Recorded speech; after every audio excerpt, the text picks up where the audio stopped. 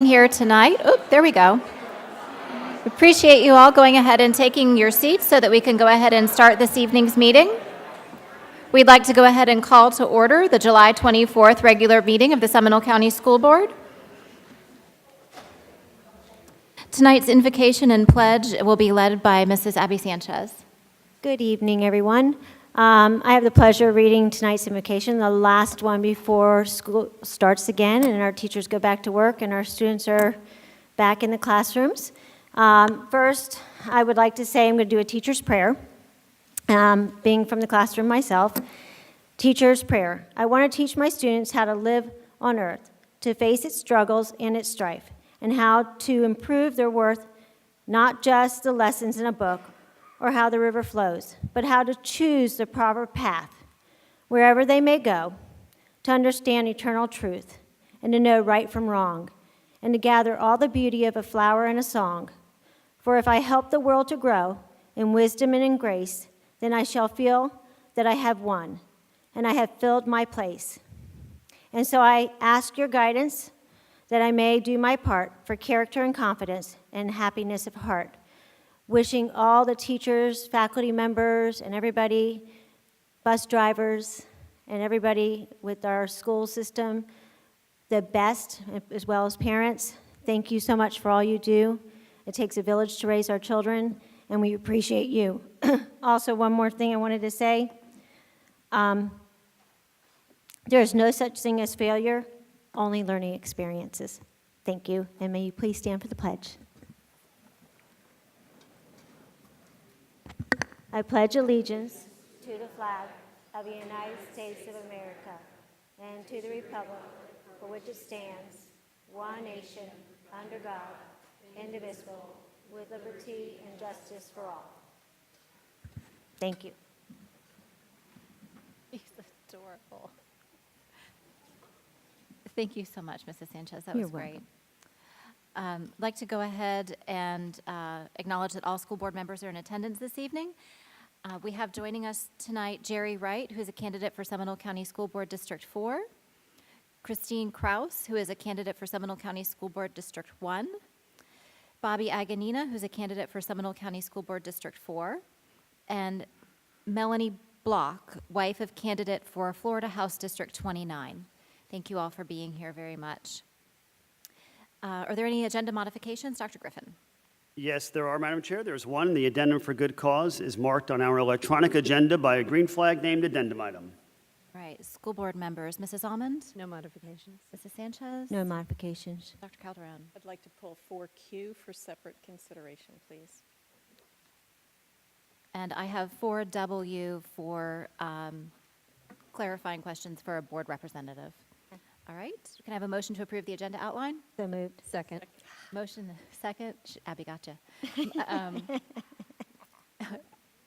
Any discussion besides my editorial comments? All those in favor say aye. Aye. Aye. Any opposed? Motion passes unanimously. And we have lots of folks here to recognize tonight. Lots of recognitions. Board members, before we do that, apologize for the huge board book, but it's right before the start of school.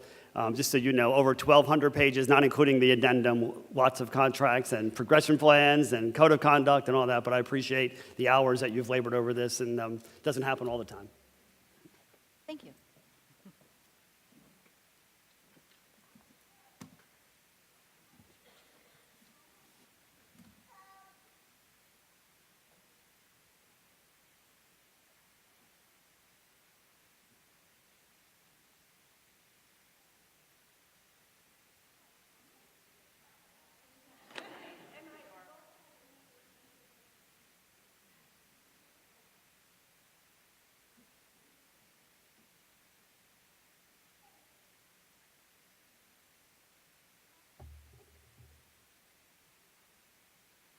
All right, board members, we're going to start off with a very special recognition.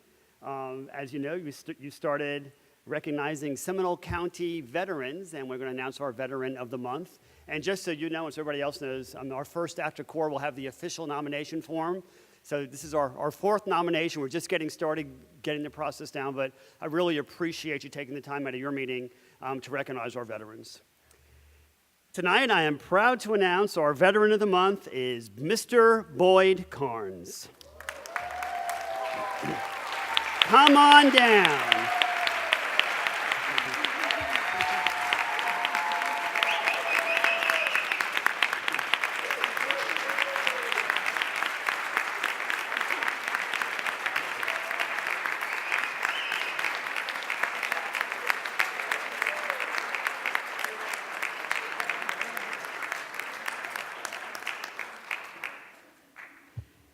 I don't think I got a standing ovation when I was named superintendent, just saying. All right, all right, Boyd, you have to listen to all of this because we have lots to say about you. Are you listening? No. Just like cabinet. All right, all right. After Boyd graduated from Franklin High School in Western Pennsylvania, his parents relocated their family to Daytona Beach. He spent the summer enjoying the scenery and lifestyle of the beach, but he eventually decided, with his dad's encouragement, to set forth on a new adventure. Following in his father's footsteps, Boyd enlisted in the United States Navy. He went to boot camp at the Orlando Naval Training Center, then was accepted into Dental Corps, where he completed his training in San Diego. He was then deployed to Holy Loch, Scotland, where he was stationed aboard the USS Hunley, a submarine tender. If you were asked, Boyd, what did you do in the Navy? He would jokingly answer, I kept the sailors free from plaque and tooth decay. Which he certainly did, but he actually did much more. He received several commendations during his service. Upon leaving this assignment, he received this citation from his commanding officer. Petty Officer Carnes has been instrumental in establishing optimal dental care for Site 1 personnel. In addition to his regular chairside assisting duties, he was in charge of reorganizing the dental supply system. He accomplished this task with much enthusiasm and outstanding results. His leadership ability and technical knowledge will be sorely missed, not only aboard Hunley, but also by the U.S. Naval Dental Corps. Petty Officer Carnes' initiative and dedication during this period reflect great credit upon himself, the Hunley, and the United States Naval Service. Above all else, Boyd absolutely loves this country and is a proud and true patriot. Congratulations, Boyd. And here this evening, Heidi, where's Miss Heidi Carnes? Mrs. Heidi Carnes, come on down. And Marie, where's Marie? Come on, Marie. And Sean, come on down.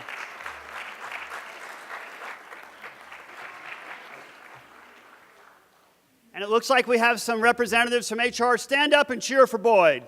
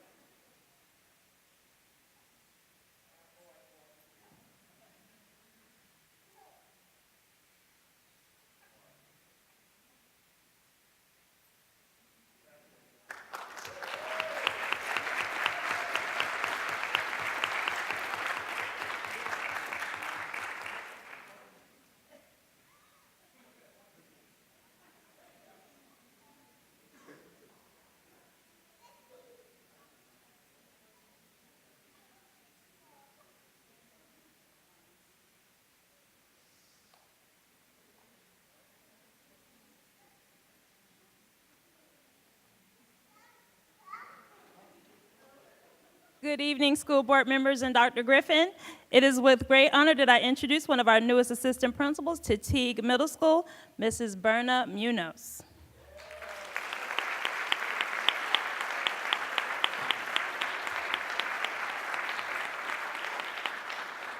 Berna has earned a bachelor's degree in chemistry, a master's degree in geoscience education, an educational specialist degree in educational leadership, and is currently pursuing a doctorate degree in instructional technology, focusing on human performance. She taught science for 9 years at the middle school level and high school level, and has also worked as an instructional coach for 3 years. In attendance this evening with her is her husband, Oscar Munoz, sister, Melissa Inanak, son, Zachary Munoz, and son, Logan Markham. She also has with her her new principal, Miss Deborah Abbott.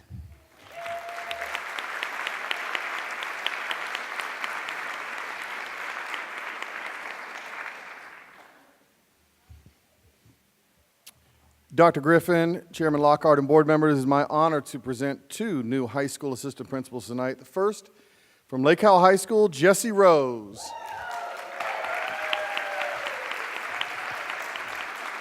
Jesse graduated from State University of New York College at Brockport with a Bachelor of Science in 2007. He received a master's degree in educational leadership from Stetson University in 2016. He's currently in his final stages of completing coursework for his specialist degree in principalship from the Arkansas State University. He was also, before assistant principal, currently dean at Lake Howell High School. With him in attendance, his wife, Sarah Ann Rose, children Knox and Nash Rose, and his mother, Rose Marie Rose. Also here tonight, I saw some Lake Howell contingency and principal, Mr. Mike Cocken.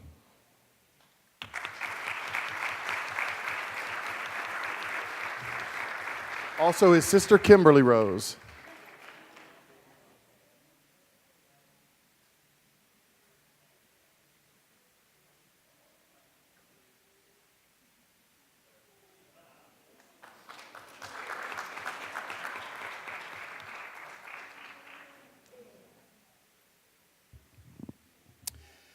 Next, we have our newest assistant principal at Lake Brantley High School, Ashley Swander. Ashley began her teaching career as a substitute teacher in Seminole County. Her first teaching position was as an intensive reading teacher at Oviedo High School, where she eventually became the instructional coach, implementing the new FSA standards and curriculum with the Oviedo teachers. While working at Oviedo, she earned a master's degree in educational leadership from the American College of Education. Ashley then accepted a position at Lake Brantley High School as a school administration manager, where she's been for the last 2 years, overseeing graduation, honor grad, and discipline. With her tonight, her husband Tim Swander, son Landon, daughter Shelby, mom Cindy Daniel, dad Alan Daniel, and brother Alex Daniel. Also, some Lake Brantley administrators are here, and I saw Dr. Trent Daniel here also to support her.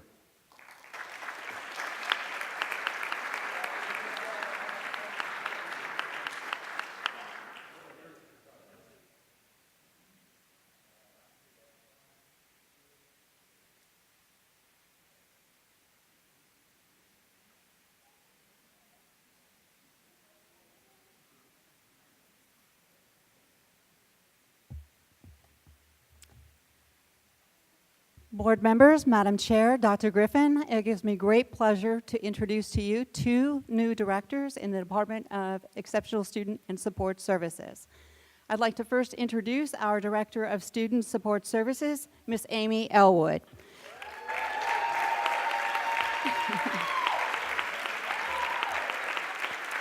Amy is a product of Seminole County Public Schools.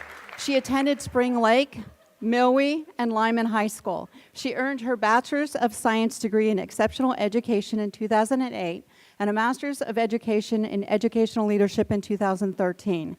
She has been at Seminole County Public Schools for 15 years, starting as a paraprofessional at Caroline Elementary, an ESE teacher, a behavior coach, and assistant principal at Milwee, and was at district level as an MTSS facilitator and ESS area administrator. Amy has a deep belief in achievement of all students and a love and passion for working with our most vulnerable students. In her free time, Amy spends time with family and friends cheering for her alma mater, UCF, and their football team. With her, I didn't get to introduce, was Dave Elwood, her husband, her daughter Emily, and her son Dave could not be with us this evening. He is in active duty serving with the United States Army.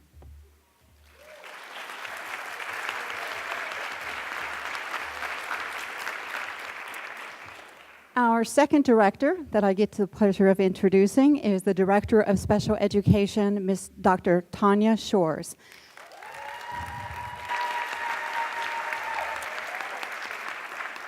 Tanya received her bachelor's in 2005 and master's in 2007 from Florida State University in communication science and disorders, and her doctorate from the University of Central Florida in educational leadership in 2016. Prior to working in Seminole County, she was a speech-language pathologist in Leon County at Gretchen Eckert School.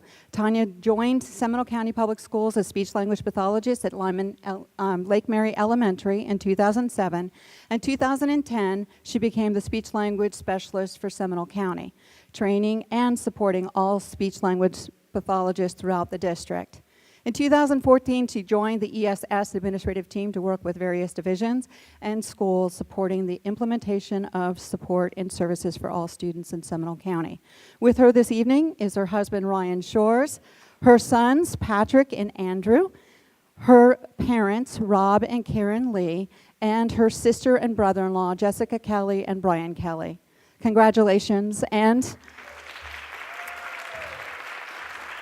these ladies are overwhelmingly supported by members of our ESS department.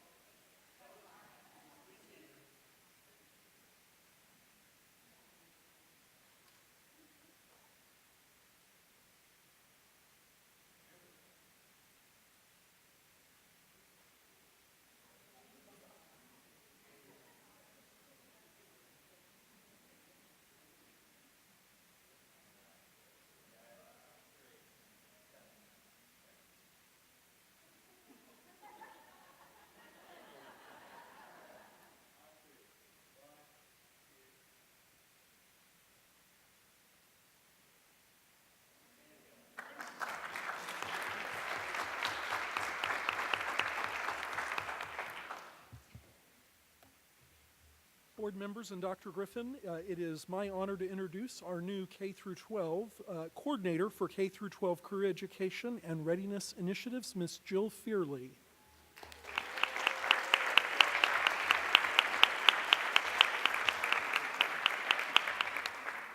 Jill is a graduate of the University of Central Florida with an undergraduate degree in elementary education and a master's degree in educational leadership, and she spent 5 years at Sterling Park Elementary before joining the ePathways team as a program facilitator, and for the last 3 years has worked to transform our early childhood education programs, and this past year to prepare for the opening of our new career education building at Seminole High School. And Jill is joined here tonight by her parents, Diane and Dave Fearley, who are in from Jacksonville. Congratulations.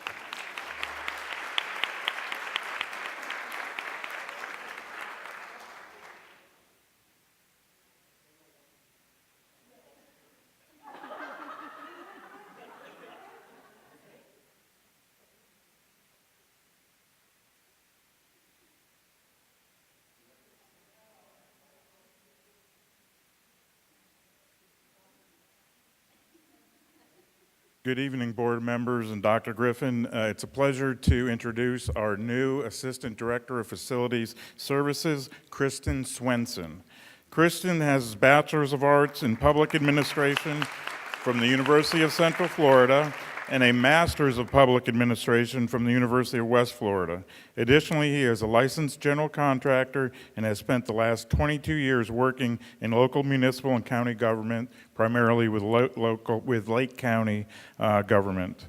In addition, he has also earned his Sustainable Facility Professional credentials from the International Facility Management Association.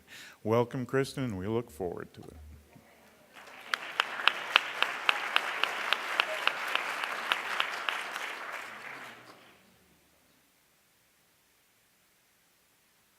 Good evening, school board members and Dr. Griffin. Tonight, I am pleased to announce our newest assistant principal to Lawton Childs Middle School, Mrs. Alexandra Razga.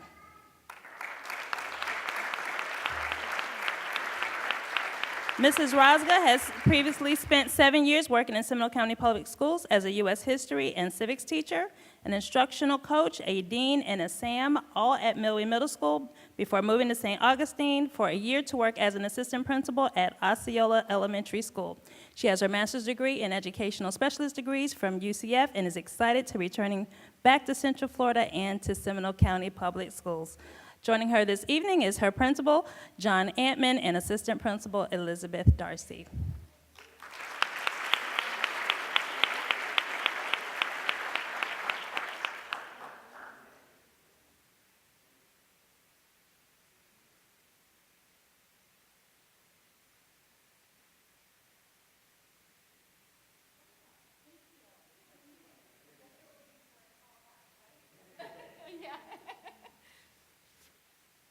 Good evening, school board members and superintendent, ladies and gentlemen. My name is Kari Miggy, and I'm here from the Leukemia and Lymphoma Society.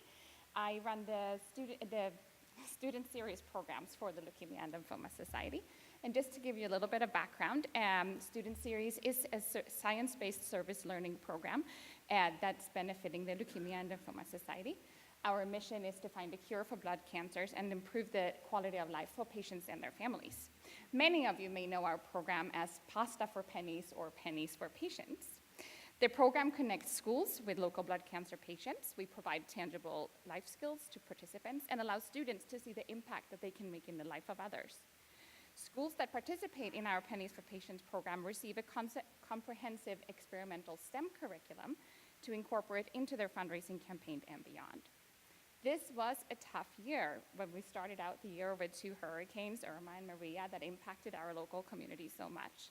And despite that, we had 400 schools in North and Central Florida that participated in our Pennies for Patients program, and collectively they raised $525,000. In Seminole County Public Schools, we had 16 schools that participated, and they raised $25,000.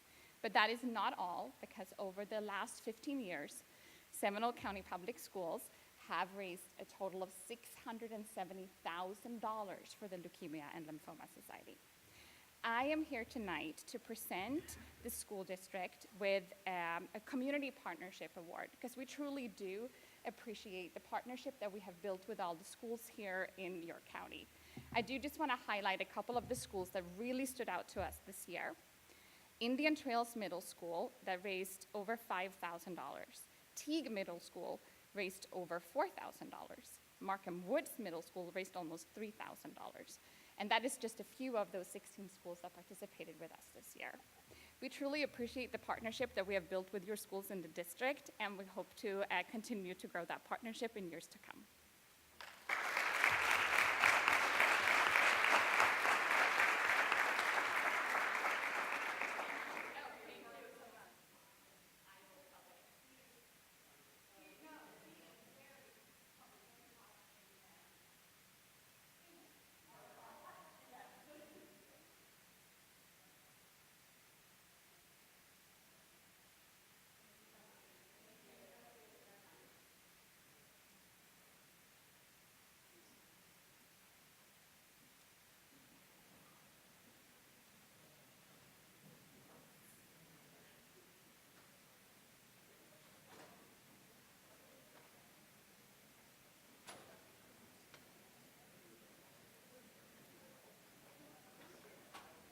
Handful.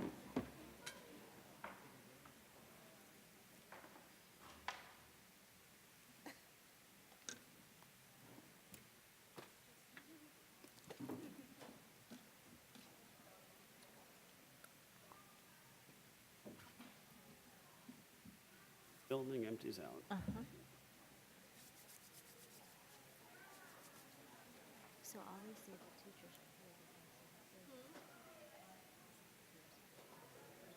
here. Yeah. For a focus on student achievement, if anyone who's a part of that presentation would like to start making their way up, that would be fantastic. Thompson, you're first, and then Dr. Weissel. Ridiculous, though.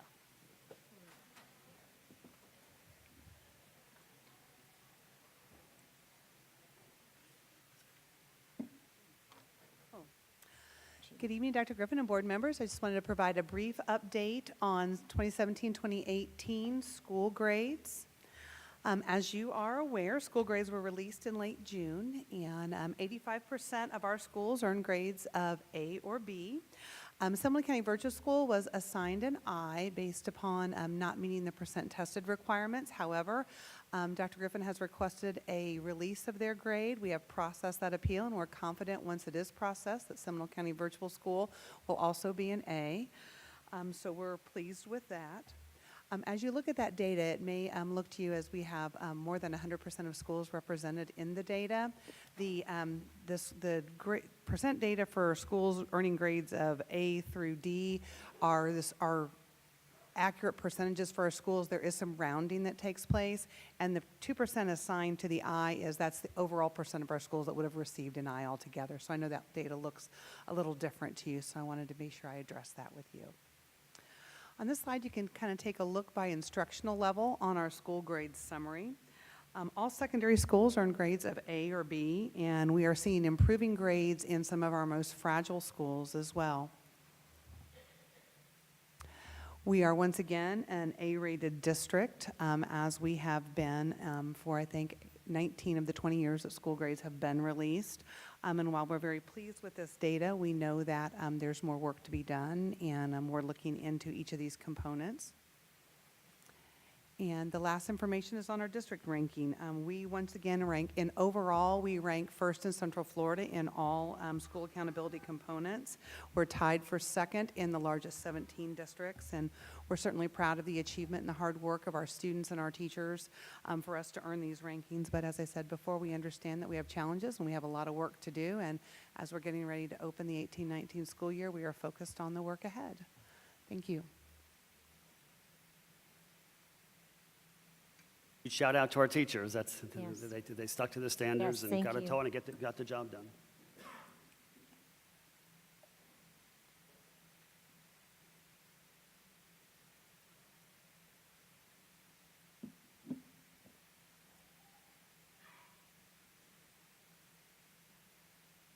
Board members and Dr. Griffin, good evening, and thank you for the opportunity to provide you with an update on our career and technical education programs.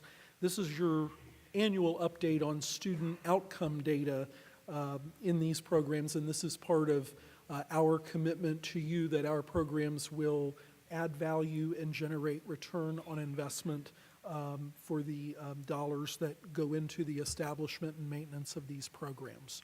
So this is a very data-focused presentation, and of course, you're out in our schools, so you're well aware of all of the qualitative achievements that are happening, the jobs that are being secured, internships earned, and also other post-secondary credit being earned. But tonight, we're pretty focused on the data outcomes for these programs.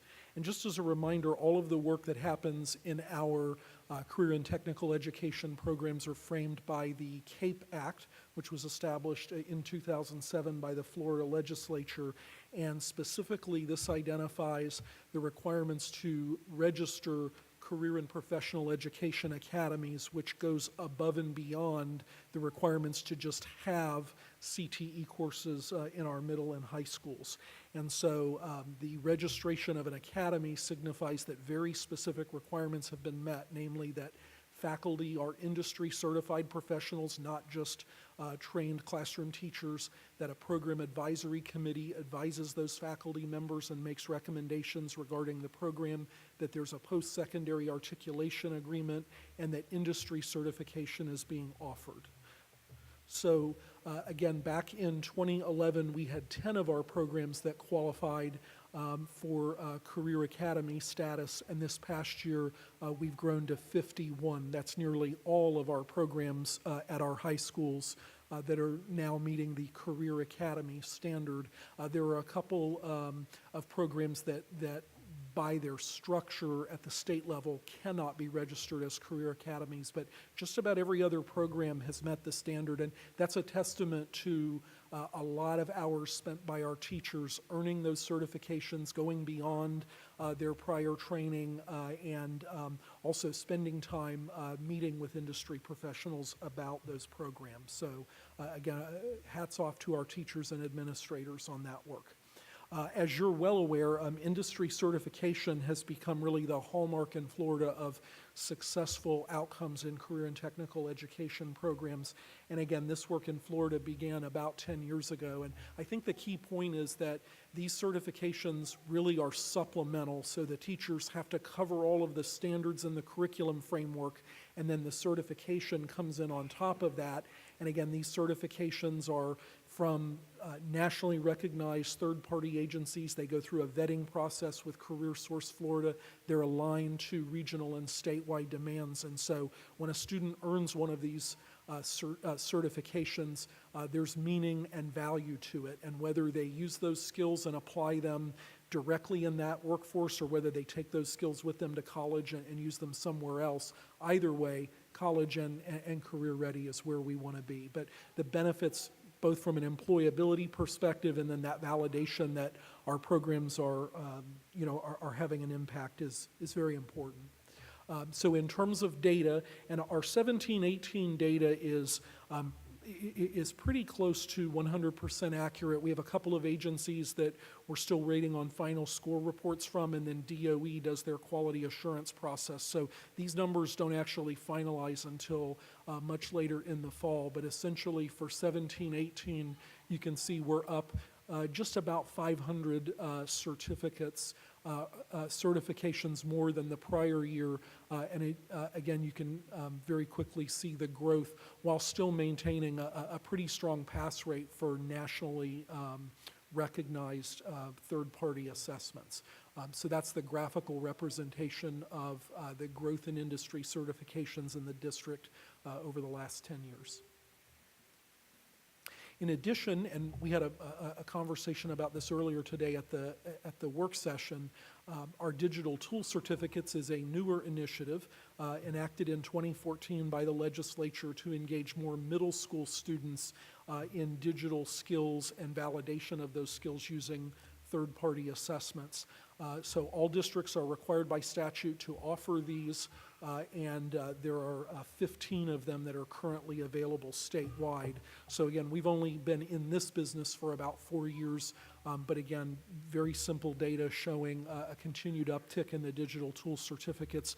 Most of these are earned by students who are taking iJourney and iConnect, which, as you know, are our district-created courses focused on career exploration, communication, and technology skills. And again, we'll be adding a third iSeries course this coming school year, and that should continue to drive the growth in this area. And so on the one hand, those numbers show us the student outcomes, and then we go to the return on investment portion where we look at the bonus funding earned by the school district. Each certification and digital tool certificate does result in the accruement of supplemental FTE, and that translates ultimately to dollars flowing into the district. 80% of those funds are returned to the program that generated it to reinvest in the program in technology and experiences for students, and then the remaining 20% is retained by the district, and that's an opportunity for us to reinvest in new programs and sustain initiatives for the long haul. There is also a teacher bonus element similar to the advanced placement and international baccalaureate structure, albeit with slightly different rules. And so again, our teachers are directly benefiting from the many hours they've invested in these programs. And so again, somewhat correlated to the prior slides, you can see the bonus FTE earned over the last 10 years, and then the total bonus funding earned. And again, for 17-18, that's an estimate of the dollars that will come in, usually in December of 18 or January of 19 when calculation 3 comes out from the state. So again, steady growth these past couple of years, and we hope to see that continue. That's the graphical representation of the dollars earned. And again, as I've shared in previous presentations, when you break this down per capita, so when we kind of even out district size, although Seminole is the 12th largest district, we currently rank 7th or 8th in terms of certificates earned per capita. So our programs are definitely competing well against our colleagues around the state. So just to share with you some updates, and again, we could spend a long time talking about achievements in different programs, but again, you all are well aware of these because of your presence in our schools. We do have several new programs that are launching in 2018-19. Probably the most visible has been Sci-High, which Dr. Griffin and all of you have championed and worked so hard on, and it's just exciting to watch that facility go up. The students entering Sci-High in 18-19 will all be in a career and technical education program thanks to some great work done by Mr. Jensen, and they will all have the opportunity over the course of the 4 years to learn at least 2 industry certifications as they engage in their problem-solving activities. So we're very excited about that, and again, that will provide some long-term sustainability with funding. The aviation maintenance program that is in the new career building at Seminole High School kicks off in August, and again, many thanks to all of you for your work with our local delegation on the $500,000 appropriation that will really allow us to ensure that our students are working on just first-rate equipment in that program. So thank you again. Our iChallenge course, again, is the 3rd course in the middle school I-Series. That course really focuses on computer science and coding. And so it's right now a start for many middle school students, knowing that as our computer science initiative rolls along in the coming years, that curriculum will evolve to become more complex because so many more of our students will already have that computer science background. So iChallenge will launch this year. At the 12 middle schools, it'll be offered as a semester course, and then at a few middle schools, they are trying a 2nd semester extension that results in an industry certification as well. So we'll give that a pilot experience next year and then see what our results are there. So we're excited about that. And then we have 2 more middle schools adding ePathways programs of exploration, biomechatronics, going into Markham Woods, a very interdisciplinary STEM program, and then entrepreneurship program of exploration at Tuscaloosa Middle is designed to get students there excited about Lake Howell's collegiate program in entrepreneurship leading to that AA degree. So that will help to create that pipeline. And then finally, although not directly related to CTE, it will definitely impact career and technical ed programs in the future, is that Computer Science 2020 initiative entering year 4 with our original kindergarten students now in 3rd grade building those computer science skills. But again, at all grade levels, now students should be getting 10 lessons of computer science each year. And again, we'll measure in a few years to see what the impact is in our information technology programs and in our AP computer science courses. So that's what's coming new in 18-19, and again, we're hopeful that your additional investments in these areas will continue to result in student outcomes in industry certifications, digital tools, and of course that bonus funding. So thank you. Thank you, Dr. Weissong. I have one question. You may have already said it. iChallenge, do we have that program piloted at any school this past year? No, the curriculum was created by a writing team this past year and then gets immediately implemented in the fall. Some of the members of the writing team helped us develop iJourney and iConnect, so we have that kind of past prior experience. We also had high school AP computer science teachers who worked on that curriculum, again, some current middle school teachers as well. And so we're very confident in the writing team that worked on that curriculum. I would love to see the curriculum if I could possibly get a copy of it. Right. Yeah, they're putting kind of the finishing touches. Perfect. We'll be happy to give you access Sounds awesome. to the course to take a look. And then, of course, after semester 1, we'll rework. One of the things that happens in all of these I-Series courses is we directly survey the students enrolled, and they'll identify for us areas where we think we can do better, and then we'll go into improvement mode and make version 2 even better. Sounds awesome. Thank you. Dr. Weisson, Yes, I'm ma'am. curious on the 10 lessons. How much time is in a lesson? Is it an hour, or is it once a week, or? The writing teams for the computer science elementary courses really have designed them very flexibly because What we don't want to do is say, this has to be done on the third Thursday of every month from 10 to 11 a.m. That just doesn't fit the reality of elementary classrooms and the work that our elementary principals and teachers are charged with. So they've been developed with recommendations, certainly, and we see a variety of implementation at the elementary schools. I think typical time is 45 minutes to an hour for one of those lessons. But we also find that as teachers get comfortable with the curriculum, there are extension activities that are offered, and then those extension activities can tack on more time, but the teacher has some options there because, of course, long-term the goal is that really computer science skills are reinforcing math and science standards. And that takes time to get all of that infused, but that's the long-term goal. Thank you. Thank you.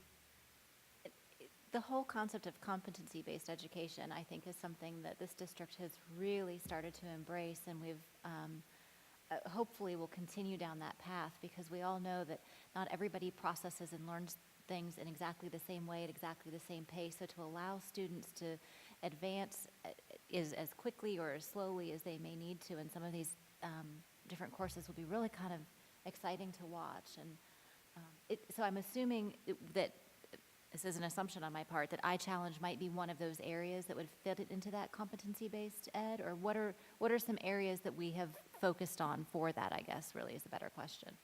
I think that, Sci-Hi obviously will help guide the way in terms of the kind of formal lessons learned where you have a small number of students really, where you can really design the entire model around that. I think that there are elements of project-based learning and student voice in a lot of these programs, and I think as things play out, we may see more opportunities to do that, along with, of course, the legislative changes that are necessary to get some of this work done. And again, all of you have worked on that as well.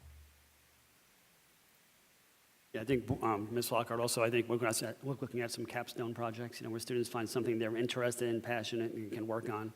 A few of us judged the Shark Tank activity at English Estates, and I think that was a perfect example of students finding something they're interested in, researching, defending, building. It was great for fourth graders. I couldn't do that in fourth grade. Any other questions or comments? Thank you. Thanks so much, Thank you. Dr. Weissong. We appreciate you. Right. So we have an item pulled for separate consideration. We'll go ahead and do that one first. Sure. I pulled 4Q for separate consideration because pursuant to Florida State Statute, Section 112.3143, and to avoid even the appearance of a conflict, I'm abstaining from this vote as it may result in a special gain or loss for my relative. So I'll read my recommendation for 4Q.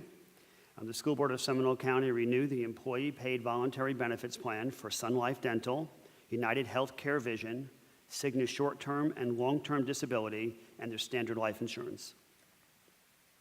I know we have folks here in the audience. Is there, from our benefits department, is there anyone that would like to address the board related to that? I know this isn't a public hearing item, but if there's someone here that would like to address the board, I certainly want to give you the opportunity on this item. It's not necessary, but you're welcome to.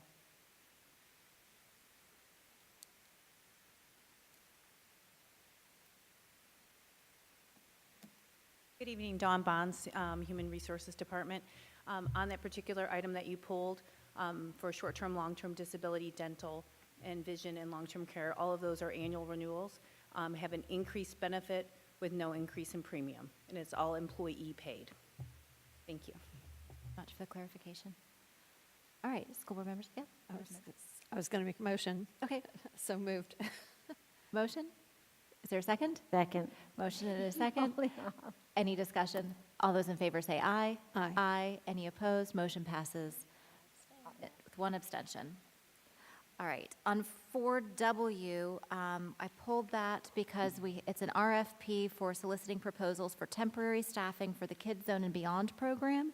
And if we would like to have a school board member participate on that evaluation committee, we need to talk about that and make the appointment. Does anyone have a desire to serve on that? I would love to. Okay.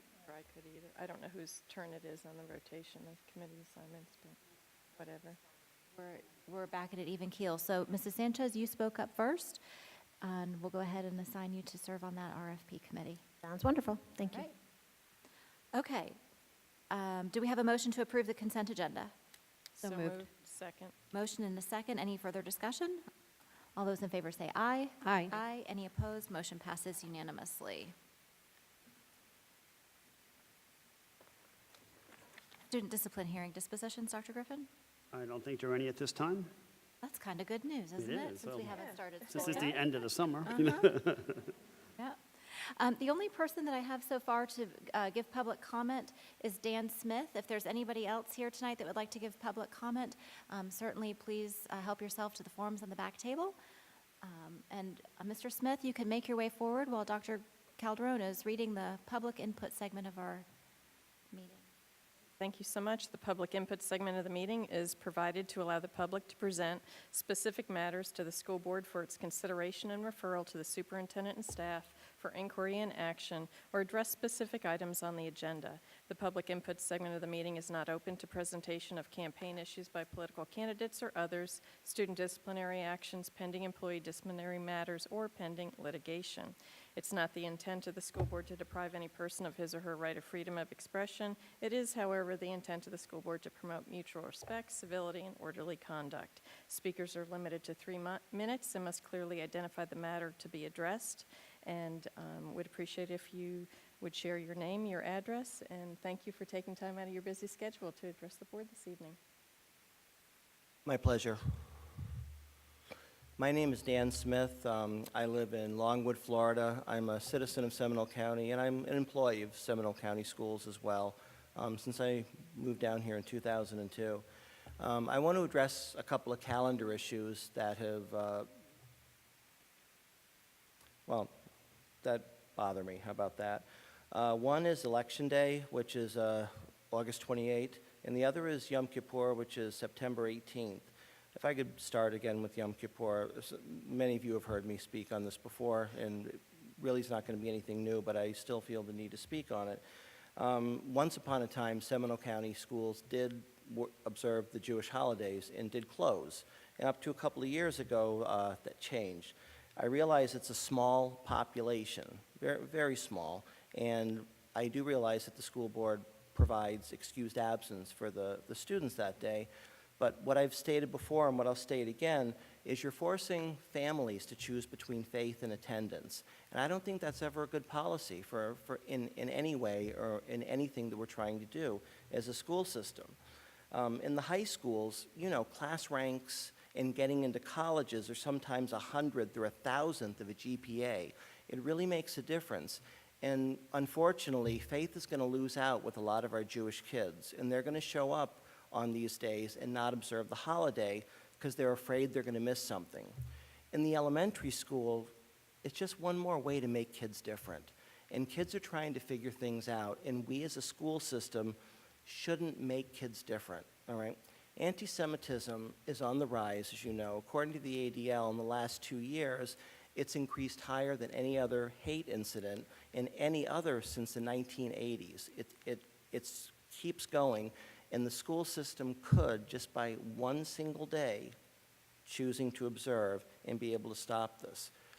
I'm afraid by now it's just becoming on to a rubber stamp, and it's going to happen every day, but I still feel the need to address it, and I think one day really shouldn't make any difference. The other one is on Election Day. My understanding is, and I could be wrong, I just heard about this yesterday, is that we have some schools that are holding their open school night on Election Day, which is the 28th. We have some employees who are running for office, and I think that it would be inappropriate to require them or have open school night then, and possibly disenfranchise their campaigns or their voters for that. Even if they're not running, we would want our parents to vote if possible. Dr. Griffin, I recommend just, if I may be wrong, but if I'm not wrong, just to mention to your executive directors and see if they could change those open house dates to not be on Election Day. That aside, thank you very much, and looking forward to working for you for one more year. Thank you for being here, Mr. Smith. We appreciate it. It's always good input. I don't have any other speaker forms. I don't think the clerk has had any more provided to her. So, Dr. Griffin, do you have any, is there any unfinished business, new business, or your We report? can skip right down to superintendent's report, and Mr. Godrow, why don't you come up and brag a little about your AP scores? I don't think they're his. Well, I can tell you we gave 15,359 exams, I believe, in the district with a 60% pass rate, which is higher than the national average. Some of the courses that we are really pleased about that are taking off are things like computer science principles. We also have an increase in human geography across the district, which is a 9th grade course. So we're pleased that our 9th graders are coming and taking advanced placement courses. I can tell you the high school principals kind of do it a balance between dual enrollment and advanced placement. But if you really look at our advanced placement numbers, our advanced placement programs have stayed strong even with dual enrollment numbers going up. Our calculus numbers, the pass rates are extremely high. All of our schools showed an increase in their pass rates, and that's really due to a lot of things. One of the things is the support that the district and the board gives. We did something last year that was unique, and Allie Hilliard led the way on certain Wednesdays where there weren't other meetings scheduled. We had PLCs for advanced placement teachers across the district, because sometimes if you're the human geography teacher at a school, you're the only one teaching that course. And so they were allowed to go to other schools and meet with other teachers who had high pass rates and kind of share the wealth on what works and what's doing well. Our physics numbers also went up, which we were very proud of. We have some areas we got to work on, just like in anything. But overall, we were very happy with the pass rates and the overall performance of our AP scores, especially with the high numbers of students taking them and the high pass rate. Because normally if you increase your high numbers, your pass rates might drop a little bit, but our schools have done a wonderful job. And our teachers do just an outstanding job with the AP program. Are there any questions? Awesome. Thank you. Thank you. That concludes my report. All right. We'll move to board member committee updates and comments. Mrs. Almond, you're first. Thank you. So I represented us on the capital improvement 5-year plan, and we've all seen the overview. If you want more detail than that, you can see see Joe Rinaldi. He'll be happy to answer any questions that you have. It's about an inch deep in very, very detail what each of the schools will be getting. For Children's Cabinet, we watched the movie Resilience. It's about biology and science of stress and hope, and it's really catching on. There was a 10-year study called ACEs, and it talks about adverse childhood things that apply and affect you as you grow up. Kids House is going to have a nurturing parenting class for parents and adolescents. The fall classes begin August the 22nd, starting 5:30 to 8 p.m., and they run for 10 consecutive weeks. Reach out to Kids House if you want more information. I know I've thrown it up on social media, and other people have too. We all went out to see Team Samantha, our Teacher of the Year, finalist for the State Department of Education Teacher of the Year, and it was an awesome, awesome evening. And From Idlewild. From Idlewild, yes. And congratulations to Joy Prescott from Glades County. She was selected to represent Florida. The caliber of teachers that were all in the final 5, incredible group. And lastly, when I go to the mailbox, I'm usually getting bills and I'm sorting them and recycle and all that jazz on the way back to the house. But when I saw this Altamont Wekiva Springs Life with Corey Knowles, I almost cried. I remember seeing him in the schools over the years, even when my kids were there prior to being a school board member. He was inducted into the UF Baseball Hall of Fame and never played baseball, and that just speaks to the caliber of person he is. And kudos to him, and kudos to Lake Mary Life for recognizing him. Right. And that's my report. All right. First, I had an opportunity to go with PTA to Tools for Teaching and help sort backpacks and get all the supplies together in there. Also want to mention that they are collecting supplies for the supply drive. We have boxes here in this building, but also things at Publix and so on and so forth. If anybody's interested and would like to donate, there's a all of us have been putting it on social media. It's been on our SCPS info Twitter page as well. The tools for Seminole schools, and they need a lot of supplies. If you know any businesses that are willing to donate, they can contact Becky Miller, or they can contact Foundation. Like you already said about the gala, that was wonderful, great time. All of us had an awesome time in the Geneva 4th of July parade. I was able to ride a horse, so that was fun. And we just had our Arts Alive committee meeting. Actually, we have another one next week. Went really well. I can't believe Arts Alive is going to be October 27th. Mark your calendars if anybody has any items for bidding or knows any students with talent that would like to audition. Everything's going to be coming out shortly with all the dates and times for that. And thank you, Michael Lawrence, for the SCPS County Leaders Meet and Greet. I don't see Michael. There you are. That was great. Really enjoyed meeting all of them, and we're looking forward to working with them and showing them all the wonderful things that our schools have to offer. At Take Stock in Children meeting, we have tomorrow. I think I filled you in on the last one, but I've been putting on social media that we need mentors, and it's working. So if anybody wants to share it on social media, please do so. They had a training, I believe, yesterday, and quite a few people signed up, and we're getting new mentors every day. So we have, the more mentors we have, then the more students we can service. And summer graduation, we all had a great time at that at Winter Spring, so congratulations to all of our graduates. And that's about it. Done. There's actually a few things left. I've been very active on the Zoo Board of Directors lately. We've had a lot of change of pathways with our new CEO, but also we're looking at different types of relationship with that Zoom Air that is currently at the zoo. So we've had a lot of executive sessions, and I'll let you know where that lands.